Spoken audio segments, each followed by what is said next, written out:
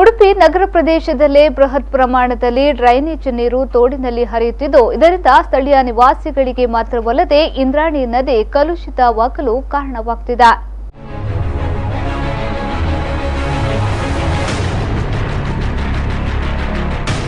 ಉಡುಪಿ ನಗರದ ವಿದ್ಯಾಸಮುದ್ರ ಮಾರ್ಗದ ಬಳಿ ಇದೀಗ ಡ್ರೈನೇಜ್ ನೀರು ತಾಂಡವಾಡುತ್ತಿದೆ.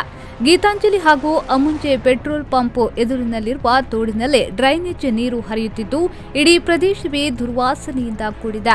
ವಾರಗಳ ಹಿಂದೆ ಸ್ವತಃ ಜಿಲ್ಲಾಧಿಕಾರಿಗಳೇ ಈ ಪ್ರದೇಶಕ್ಕೆ ಬಂದು ಈ ಬಗ್ಗೆ ಕ್ರಮ ಕೈಗೊಳ್ಳುವಂತೆ ನಗರಸಭಾ ಆಯುಕ್ತರಿಗೆ ತಿಳಿಸಿದ್ರು. 4 ದಿನಗಳ ಕಾಲ ಈ ತೋಡಿನಲ್ಲೇ ಡ್ರೈನೇಜ್ ಹರಿಯುವುದು ಕೂಡ ನಿಂತಿತ್ತು. ಆದರೆ ಈಗ ಮತ್ತೆ ಡ್ರೈನೇಜ್ ನೀರು ಹರಿಯಲು ಆರಂಭವಾಗಿದೆ. ನಮಗೆ ವಾಸನೆಯಲ್ಲಿ ಕೂತ್ಕೊಳ್ಳಿಕ್ಕೆ ಆಗೋದಿಲ್ಲ. ಮೊನ್ನೆ ಕಮಿಷನರ್ ಬಂದರು 4 ದಿವಸದಲ್ಲಿ ನಾನು ಎಲ್ಲ ಸರಿ ಮಾಡಿ ಕೊಡ್ತೇನೆ ಅಂತ ಹೇಳಿದರು.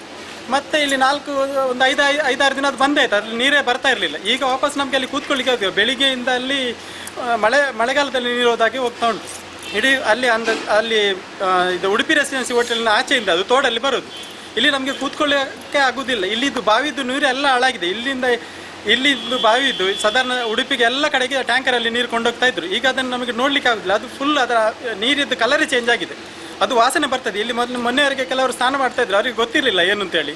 ಈಗ ಅದು ವಾಸನೆ ಬರೋದು ನೋಡಿ ಈಗ ಎಲ್ಲ ಅಲ್ಲಿ ಇಲ್ಲ. ಮುನ್ಸಿಪಾಲ್ಟಿದು 2 ದಿವಸಕ್ಕೆ ಒಂದ್ಸಲ ನೀರು ಬರೋದು ಇಲ್ಲಿ ಹೋಟೆಲ್ ಉಂಟು. ಮತ್ತು ಇಲ್ಲಿ ಎಲ್ಲ ಈಚೆ ಸೈಡಿದ್ದು ಎಲ್ಲ ಬಾವಿ ಕೂಡ ಹಾಳಾಗಿದೆ. ಈ ತೋಡಿನಲ್ಲಿ ಡ್ರೈನೇಜ್ ನೀರು ಹರಿಯುವ ಕಾರಣ ಬೇಸಿಗೆಯಲ್ಲಿ ನಗರಕ್ಕೆ ಜನರಿಗೆ ನೀರನ್ನ ಪೂರೈಕೆ ಮಾಡುವ ಬಾವಿ ಕೂಡ ಹಾಳಾಗಿದ್ದು, ಸ್ನಾನ ಮಾಡಲು ಸಹ ಈ ನೀರನ್ನ ಉಪಯೋಗಿಸುವ ಪರಿಸ್ಥಿತಿ ಇದೆ. ಮನೆಯವರು ಬೇರೆ ಕಡೆಯಿಂದ ನೀರು ತಂದು ಬಳಕೆ ಮಾಡುತ್ತಿದ್ದಾರೆ. ಪರ್ಯಾಯ ಮಹೋತ್ಸವ ಹತ್ತಿರ ಬರುತ್ತಿರುವ ಸಂದರ್ಭದಲ್ಲಿ ಈ ರೀತಿಯಾಗಿ ಡ್ರೈನೇಜ್ ನೀರು ಹರಿಯುತ್ತಿರುವುದು ನಗರಕ್ಕೆ ಕಳಂಕ ತರುತ್ತಿದೆ. ಪರಿಸರದ ಹಲವಾರು ಬಾವಿಗಳು ಹಾಳಾಗಿವೆ. ಅನೇಕ ರೋಗಗಳನ್ನ ಈ ಡ್ರೈನೇಜ್ ನೀರು ಆಹ್ವಾನಿಸುತ್ತಿದೆ. ಆದಷ್ಟು ಬೇಗ ಈ ಡ್ರೈನೇಜ್ನಿಂದ ಮುಕ್ತಿ ಕೊಡಬೇಕೆಂದು ನಾಗರಿಕ ಸಮಿತಿ ಆಗ್ರಹಿಸಿದೆ. ನಮ್ಮ ಉಡುಪಿ ರೆಸಿಡೆನ್ಸಿ ಮತ್ತು ತಾಲೂಕು ಉಡುಪಿ ನಗರದ ಎಲ್ಲ ಆಸುಪಾಸಿನಲ್ಲಿರುವಂಥ ಬೃಹತ್ ಗಾತ್ರದ ಚರಂಡಿಗಳು ನಮ್ಮ ನಗರ ಪ್ರದೇಶಗಳಿವೆ. ಆ ನಗರ ಪ್ರದೇಶಗಳಲ್ಲಿ ಈಗ ಅದು ಏನು ಡ್ರೈನೇಜಿನ ನೀರಿನಲ್ಲೇ ತುಂಬಿ ಹೋಗಿದೆ.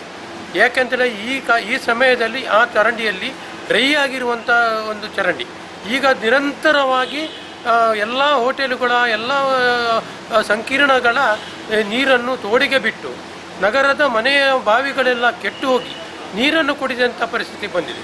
ಯಾಕೆ ಹೇಳ್ತೇನೆ ಅಂತ ಹೇಳಿದ್ರೆ, ಇಲ್ಲಿರುವ ಈ ಗೀತಾಂಜಲಿ ನಮ್ಮ ಅಮುಂಜೆ ಪೆಟ್ರೋಲ್ ಪಂಪ್ ಎದುರುಗಡೆ ಇರುವ ಮನೆಯ ಬಾವಿಯಲ್ಲಿ ನಾವು ನೀರು ಇಲ್ಲದ ಸಮಯದಲ್ಲಿ ಆ ಬಾವಿಯಲ್ಲಿ ನೀರನ್ನು ತುಂಬಿಸಿಕೊಂಡು ಹೋಗಿ ಎಲ್ಲ ಮನೆಗಳಿಗೆ ವಿತರಿಸುವಂಥ ಒಂದು ಕಾರ್ಯಕ್ರಮವನ್ನು ನಾವು ಹಮ್ಮಿಕೊಂಡಿತ್ತು.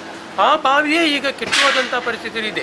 ಈ ರೀತಿ ನಗರಸಭೆ ಮಾಡಿದರೆ ನಮ್ಮ ನಗರಸಭೆಯಲ್ಲಿರುವಂಥ ಒಂದು ಕಡೆಯಿಂದ ನಗರಸಭೆಯು ನೀರನ್ನೂ ಕೊಡುವುದಿಲ್ಲ, 2 ದಿವಸಕ್ಕೊಮ್ಮೆ ನೀರು ಕೊಡ್ತಾರೆ.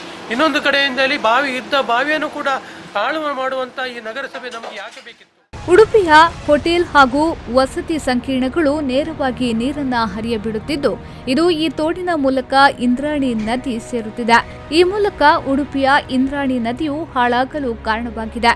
ಈ ರೀತಿಯಾಗಿ ಬೇಕಾಬಿಟ್ಟಿ ನೀರು ಹರಿಯಲು ಕಾರಣವಾದ ಹೋಟೆಲ್ ಹಾಗೂ ವಸತಿ ಸಂಕೀರ್ಣಗಳ ಮೇಲೆ ಇನ್ನಾದರೂ ನಗರಸಭೆಯ ಆಯುಕ್ತರು ಕ್ರಮ ಕೈಗೊಳ್ಳಬೇಕಾಗಿದೆ.